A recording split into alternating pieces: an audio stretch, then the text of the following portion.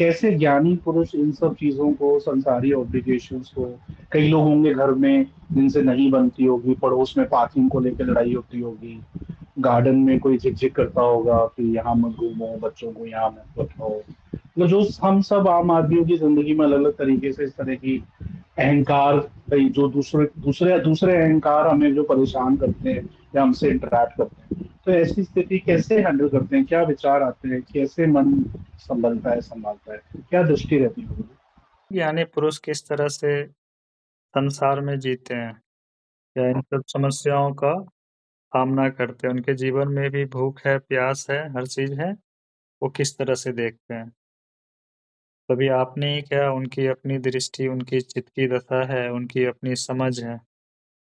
तो पुरुष की जो बुद्धि है वह विवेक से भी आगे होकर के प्रज्ञा में बदल जाता है। प्रज्ञा यानी शुद्ध ज्ञान में उनका चित्त में बिल्कुल कुछ भी नहीं चलता। चित्त बिल्कुल, मतलब एक सिद्ध, जो जिस तरह से है ना, एक सिद्ध में न हिलना न डुलना, ऐसे चित्त की दशा उनकी है। और जो विचार की बात है, विचार सिर्फ उनके लिए एक, जैसे आपका शब्द हुआ वैसे उनका भी वाणी है, वह भी उसी रूप में वह देखता है। और साथ ही जिसको आप कह रहे हैं ना ज्ञानी पुरुष कोई अहम नहीं होता। ध्यान रखेंगे, ज्ञानी पुरुष का अहम नहीं होता, मन ही उसका मैं रूप मन अब होता है, अहम उसका विलीन हो चुका होता। जो भी वो कार्य करते हैं, जो आप मुझे सुन रहे हैं, जैसे मैं बोल रहा हूँ, आप, यानी आप शब्द सुना आपने, आपने भी सुना आप कहते हुए, मैं भी सुन रहा हूँ आप कहते हुए। अब बताओ कि कौन है वह जो सुन रहा आप कहते हुए।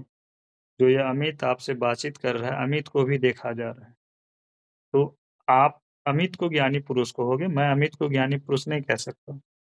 और ये अमित में सामर्थ्य नहीं है कि ज्ञान दे सके, क्योंकि ये सिर्फ मन है। अमित क्या, एक मन है, विचार। देह भी एक विचार है, अमित भी एक विचार। तो इससे सेपरेशन हो जाता है, जिसको हम सभी मूल स्वरूप कहते हैं ना, मूल स्वरूप स्थित तो हो जाता है, वो किंचित मात्र भी नहीं हिलता। वो तब तक हिलता रहता है जब तक अहंकार विलीन नहीं हो जाता पूर्ण रूप में। अहंकार है तो वो आएगा जाएगा, वहां कर्ता भाव बनेगा कि मैं कर रहा हूँ। अब मुझसे भी अगर काम हो रहा है तो मैं ये देख पा रहा हूँ कि कोई ऐसा यंत्र है। मैं अपने देह को, इस देह को यंत्र देखता हूँ, वाणी को भी उसी यंत्र से उत्पन्न हुए एक वाणी देख रहा हूँ। तो ये बिल्कुल सेपरेशन में है। तो अब ये कैसे कार्य करता है, यानी कि ये मेरा देह हो, यह देह का जो प्रकृति है वो अपने सहज रूप में कार्य की, भूख लगना है, तो इसके साथ वाणी है, इसके साथ शब्द रूप में मन है। ये मन उसे जिसे कहना है कहेगा, और मैं तटस्थ हो करके एक एक व्यवहार को, एक एक कृत्य को, आप कहोगे ना एक कोने में बैठ करके देखना, वो देखना हो रहा होता है। वहां शुद्ध रूप में जो अपना स्वरूप है, जिसको आप जीवात्मा कह लीजिए, जीव या आत्मा कह लीजिए, वह इनके साथ लिप्त नहीं होता। चाहे यह अमित नीच से नीच काम करे, चाहे क्रूर से क्रूर कार्य करे, यह दे, मन भी बुद्धि भी तटस्थ होकर के यह देखता रहेगा। तो अमित नीच से नीच काम कर सकता है, यह दे कर सकता है, आपको गाली भी दे सकता है, आपसे साथ लड़ भी सकता है, हर वह चीज कर सकता है, लेकिन इसके सभी कृत्य को देखा जा रहा है। जो देखने वाला है वही है सच्चा स्वरूप। तो ज्ञानी पुरुष क्या हो गया, अलग हो गया। जैसे उनकी दृष्टि में संसार स्वप्न है, वैसे ही उसका देह मन बुद्धि स्वप्न है। इस दोनों में कोई भेद नहीं करता। यदि आप मान के चलो, गाली दिया आपने मुझे, ठीक है, और ये मन भी आपको गाली दे दिया, तो उस शब्द को भी देखा गया, इस शब्द को भी देखा गया। यहाँ अमित अब जिस रूप में पहले था, उस रूप में अमित है कहाँ, जो यह कह दे कि मुझे गाली दिया गया। अब यहाँ बिल्कुल सेपरेशन हो चुका होता है। तो अब ज्ञानी पुरुष कैसे जी रहा है, उनका देह जी रहा है। जो उनके देह पे आन पड़ता है वो कार्य कर लेता है। अब रही बात भविष्य की, तो उसकी दृष्टि में कोई भविष्य नहीं है, कोई भविष्य के विषय में वह सोचता भी नहीं है। आपने बात कर दिया, वो बता दिया, खेल खत्म। क्योंकि अब विचार करने वाला जो अहम था, जिसको जगत को लेकर के, स्वयं का जीवन को लेकर के, घर परिवार को लेकर के चिंता होना चाहिए था, वह है मृत्यु हो चुका उनका। भाव का जो अहम भाव था, उनका मृत्यु हो चुका होता है ज्ञानी पुरुष का। तो अब इसीलिए उनके चित्त में किंचित मात्र भी, हल्का-सा भी आप कहोगे कि हिलना-डुलना नहीं होता है। बाहर से भले वाणी रूप में आपको दिख जाएगा कि वाणी इनका इस तरह से आ रहा है, क्रोधित हो रहा है, वाणी आपको दिखेगा। शरीर भी हो सकता है एक्शन लेते हुए दिखेगा, लेकिन उसके भीतर में किंचित मात्र भी नहीं हिलता। हिलाने का कोई उपाय नहीं है। वह अडोल होता है, स्थिर होता है, चल होता है। वही उनका सत्स्वरूप है। तो बिना सत्स्वरूप पाए कोई ज्ञानी पुरुष नहीं हो सकता, और ज्ञानी पुरुष देह नहीं हो सकता। हाँ, देह अवश्य उसको आवरण के रूप में ढक रखा है।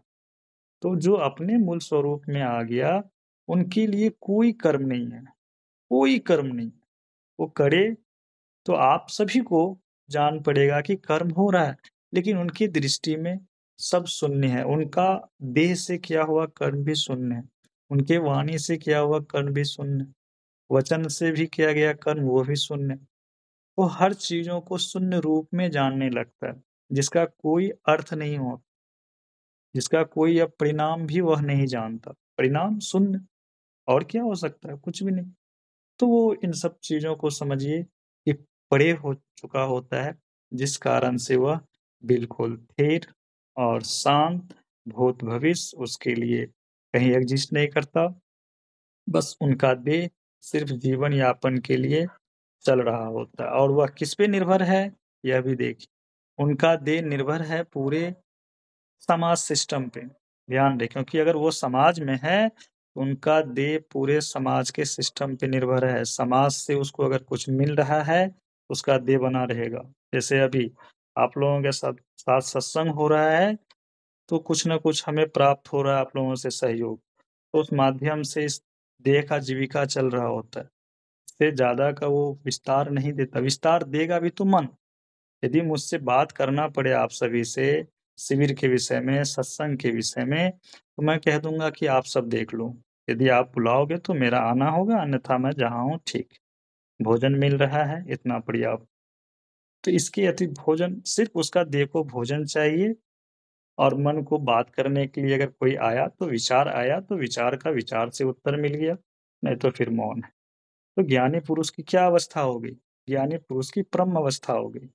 यदि आप देह को ही ज्ञानी पुरुष देख रहे हैं, मन को ही ज्ञानी पुरुष देख रहे हैं, तो इस देह मन की अवस्था परम की ही अवस्था हो जाती है।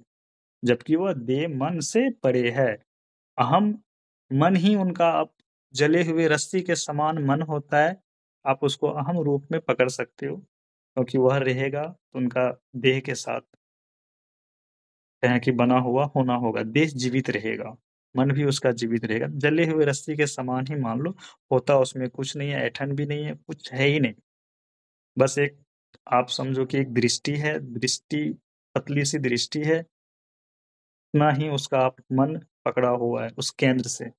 जिस दिन देह त्याग कर दिया, वो कहाँ विलीन हो जाएगा पता भी नहीं चलेगा। लेकिन हम, जो भाव अज्ञान दशा में होता है, वह पूर्ण रूप से विलीन हो चुका होता है, पूर्ण रूपेण। तभी वो ज्ञान को, तभी वो अपने मूल स्वरूप में कोई स्थित हो पाता है, अन्यथा वो नहीं हो सकता। चाहे वो जितना भी प्रयास कर ले अहम को आत्मा बनाने का, अहम को ज्ञानी पुरुष बनाने का, वह नहीं हो सकता। वह अहम रहेगा तो ज्ञान उदय नहीं हो सकता। ब्रह्म ज्ञान की मैं बात कर रहा हूँ। उसे जगत का, इन सब का ज्ञान हो जाएगा, काल ब्रह्म की अवस्था पे हो जाता है। लेकिन वो ब्रह्म का जो अभेद ज्ञान है, जो कि कोई दे नहीं सकता, वह स्वतः ही उत्पन्न होता है। मैं यदि आपको विचार करके कहूँ कि मैं आपको ब्रह्म ज्ञान दे दूँ, तो ये जो मैं मन जो बोल रहा है, इसका भी सामर्थ्य नहीं है कि ये दे सके। ये भी नहीं दे सकता। जब तक आपकी भाव दशा सही नहीं होगी, आपका पात्रता साबित नहीं हो जाता, तब तक वह ब्रह्म ज्ञान आपके लिए बाहर आएगा ही नहीं। मन बुद्धि से दिया जाएगा, वो किसी काम का नहीं होगा। तो ज्ञानी पुरुष की आप कहें कि अवस्था ही जगत से परे की है। जगत से परे है, यानी इस देह से परे। क्योंकि देह से ही जगत हो रहा है। जब देह से जो कोई परे हो गया तो संपूर्ण सृष्टि से परे हो गया। तो ऐसे अवस्था वाले के लिए भूत भविष्य का चिंता या मनन कुछ भी नहीं होता। ना उसके लिए कोई साधक है, ना उसके लिए कोई शिष्य है, ना उसके लिए कोई गुरु है, ना उसके लिए कोई ज्ञान है। मतलब अगर वो जगत को भी यदि देख रहा है तो शून्यवत देखता है। जब तक किसी की दृष्टि में यह जगत शून्यवत नहीं आ जाता, तब तक वो अपने मूल स्वरूप में नहीं लौटा है। उसे शून्यवत होना ही पड़ता है, यानी कि जगत उसके लिए शून्य होगा ही होगा। और शून्य मैं आपको कई उदाहरण से भी दिखा दूँगा। अगर आप देखना चाहें जगत शून्य है, तो कई उदाहरण दे दूँगा। वो उदाहरण कैसे आया? जब तक मैं उसे शून्य रूप में नहीं देख रहा हूँ, तो आपको कैसे दिखा रहा हूँ? या अपनी ही दृष्टि आप में कुछ समय के लिए डाल रहा हूँ। यानी मेरी वाणी आपकी दृष्टि हो जाती है। आप उसे उस रूप में देख पाएँगे। तो वो तभी संभव है जब किसी के अनुभव में यह जगत शून्य रूप में आ रहा हो। उससे पहले यह नहीं हो पाएगा। हाँ, भले आप कहोगे कि मुझे आकार दिख रहा है, जब मैं अपनी दृष्टि डालूँगा ना और उस दृष्टि को आप अपनी दृष्टि के स्थान पे रख देंगे, फिर आप भी जगत को शून्य रूप में देख पाएँगे। यह दृष्टि कुछ क्षण के लिए ही आपको प्राप्त होगी, फिर ये मिट जाएगा। फिर आप अपनी दृष्टि पे आ जाओगे, अपने अवस्था पे, तो आपको आकार सब दिखने लगेगा। ये होती ज्ञानी पुरुष की दृष्टि। तभी तो वो इतनी गहराई में हर चीज़ों को कह पाने में सक्षम है। आपके समस्याओं को कहें कि मूल से ही नष्ट कर पाने में सक्षम है। किसी को मोक्ष मुक्ति तक उपलब्ध करवा पाते हैं, ऐसे कैसे हो जाएगा? संभव है यदि वो सांसारिक समस्याओं में ही फँसे रहे, घर परिवार में ही फँसे रहे, तो स ये तो असंभव है, कोई आपको मुक्ति दिला सके, कोई आपको मोक्ष के मार्ग तक वहाँ तक पहुँचा सके। जो पार हो चुका है, यानी परे हो चुका है, वही आपको परे करने की सामर्थ्य रखता है, अन्यथा कोई नहीं कर पाएगा। तो ज्ञानी पुरुष को आप देह या मन या अहम रूप में नहीं देख सकते। यदि देखेंगे तो आप वहाँ पे त्रुटि कर पाएँगे। मतलब आप सिर्फ़ देह को ही देखने के कारण से समझ नहीं पाएँगे। जबकि मैं कई बार कह चुका हूँ कि ज्ञानी पुरुष का देह आपका देह, उसका देह एक देह ही है, पर वह ज्ञानी पुरुष देह नहीं होता। उसमें शुद्ध आत्म का मतलब कहें कि बिना किसी भी अवरोध के वह होता है। सीधा आपको लाइट जैसे गुज़रता है ना, तो उसके सामने किसी भी तरह का कोई परत नहीं होता। सभी जीव, देहधारी जीव में ही वही ज्ञान स्वरूप परमात्मा स्थित है, लेकिन वहाँ पे अहम का लेयर है। तो अहम का लेयर होने के कारण से ज्ञान तो प्रकाश रूप में परमात्मा का ही बिखेर रहा है। चारों मतलब सभी दिशाओं में उन्हीं का प्रकाश है, लेकिन वह प्रकाश जब आगे की ओर बढ़ता है ज्ञान के रूप में, तो अहंकार से होके गुजरता है। तो अहंकार वहाँ दृष्टा बन गया। तो अहंकार की जो संस्कार है, जिस तरह से उसका संस्कार होगा, उस तरह से उसका ज्ञान हो जाएगा, वही उसका चित्त की दशा बनेगा और चित्त की दशा के कारण उसका जीवन का दशा तय हो जाएगा। इसीलिए बच्चे की आप चित्त की दशा देख लीजिए, तो उनका जीवन वैसा है। उससे बड़े हैं, उनका जीवन वैसा है। ज्ञान सब में एक ही व्याप्त हो रहा है। ऐसी नहीं बात नहीं है कि आप में ज्ञान अलग है, मुझ में अलग है, नहीं। हाँ, अंतर यहाँ ये आ जाता है कि यहाँ का पर्दा गिर चुका होता है। ये बिना पर्दा किए बिल्कुल समझो कि सूर्य का प्रकाश जो है ना सीधा आप पे पड़ रहा है। तो ज्ञानी पुरुष का वाणी या उनका एक-एक शब्द आप सभी के लिए क्यों ऐसे काम कर जाता है? क्योंकि वो सीधा है। वहाँ किसी भी तरह का कोई भी आवरण नहीं है। यदि अहम का आवरण होता, फिर मन बुद्धि आता। यदि मन बुद्धि से ज्ञान दिया जाए, आपको कुछ बताया जाए, तो आपके जीवन में शांति का कारण नहीं बनेगा, मोक्ष मुक्ति का भी कारण नहीं बनेगा। वो कहीं न कहीं आपको द्वैत में ही बाँध के रखेगा।